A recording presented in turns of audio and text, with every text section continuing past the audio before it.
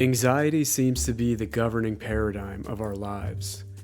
In turn, we find ourselves at the mercy of so many neurotic fixations. Such fixations only lead to endless mental and spiritual fatigue toward ourselves and toward each other. Certainly, our constant fretting greatly limits our capacity to love and understand. An undertow of antagonism, judgment, and even hostility seem to inform so many of our daily interactions with one another and again with ourselves.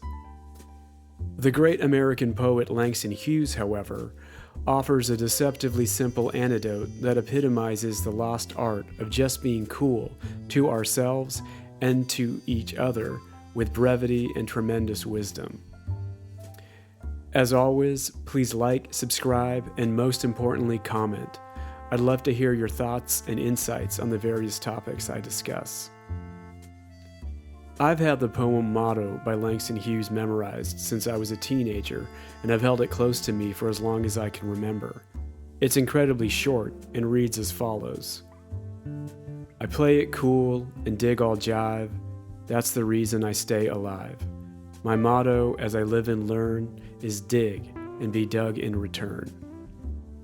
An obvious undertone of jazz matches the poem's brevity, as it echoes the 1920s Harlem Renaissance, where Langston Hughes played a central and defining role. Otherwise, Motto seems decidedly simple, right? In colloquial terms, he's just saying take it easy, calm down, and be cool. Well, not so fast. There are depths to the poem that reveal themselves with experience and repetition.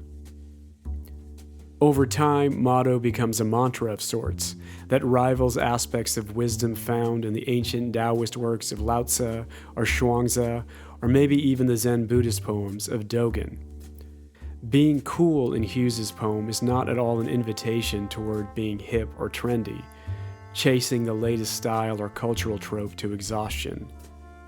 Instead, it's rooted in how we deal with each other, with humility, courage, and most importantly, compassion.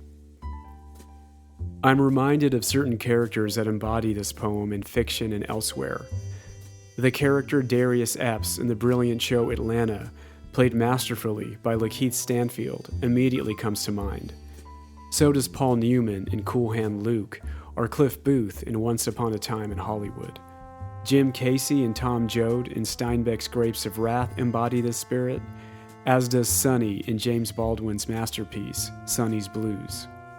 These characters embody the coolness encouraged by Hughes because fundamentally they express an openness toward all types of people, regardless of assumptions and preconceived notions. They're not guided by what's trendy, hip, or politically expedient. And that is what makes them so very cool.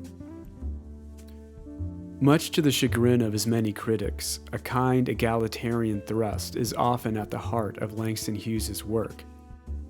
He was compelled to explore the hidden depths of seemingly ordinary people, often shunned by the overwrought intellectuality that can unfortunately inform so much art.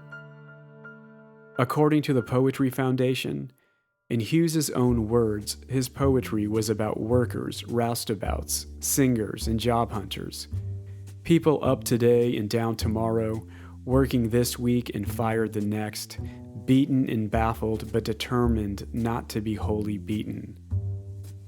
Motto may be a simple poem on the surface, but it deepens over time to reveal so much more. It's one I highly recommend memorizing or folding up and keeping in your back pocket to help you get through your days and nights. What character or person embodies Motto for you? Please comment below. And as always, like and subscribe.